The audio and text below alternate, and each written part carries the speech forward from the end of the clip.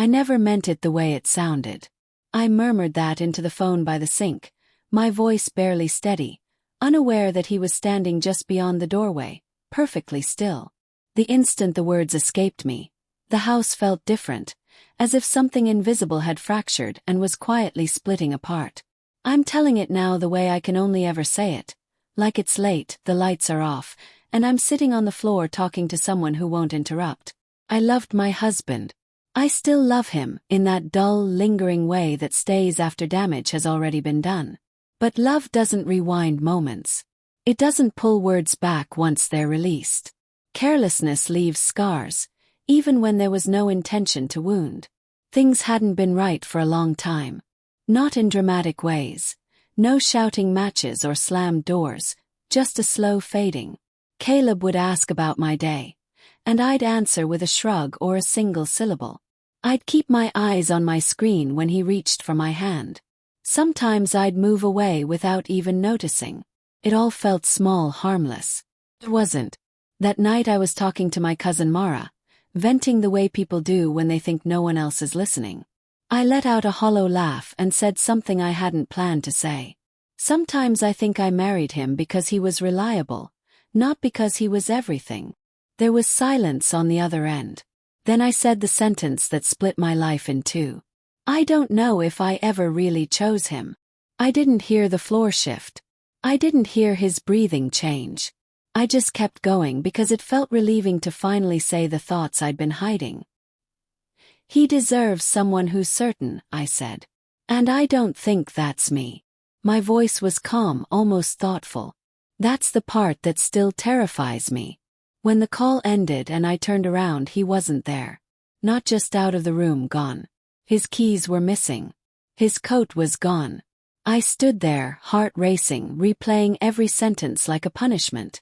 I messaged him. Called. I tried again. Nothing. The quiet that followed was heavier than any argument we'd ever had. I sat on the bed, arms wrapped around myself, whispering, I didn't mean it like that, to an empty room. The next morning, half the closet was bare. He'd taken only what he needed, as if he already understood he wouldn't be returning. On the kitchen table was a short note, written neatly without anger, that somehow hurt the most. It said, I heard you. I won't ask you to choose me twice.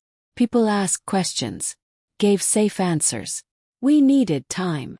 My mother told me relationships have seasons. I nodded and went home to a space that echoed with absence. At night, I reread old messages, feeling the weight of my own voice pressing down on me. Weeks blurred into months. He didn't shut me out completely, but he didn't let me back in either.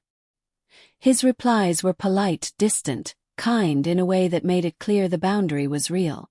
I started therapy, not to fix the marriage, but because I couldn't live with the version of myself who thought indifference was harmless. Here's the part no one prepares you for. Once you say something aloud, you're forced to face it.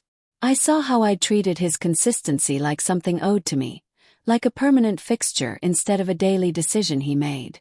Losing him didn't empower me. It stripped me bare. Only after he was gone did I fully understand what I felt.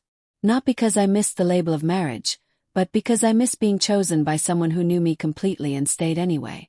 That awareness arrived too late to save us, but not too late to change who I am. A year later, he sent one final message.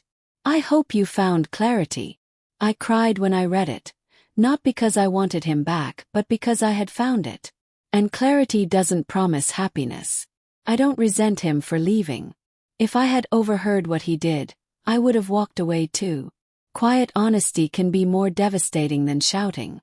I'm still learning to speak gently, to treat love as something delicate rather than guaranteed. I lost him that night. But in the silence that followed, I learned how much a single sentence can weigh, and I will never forget it.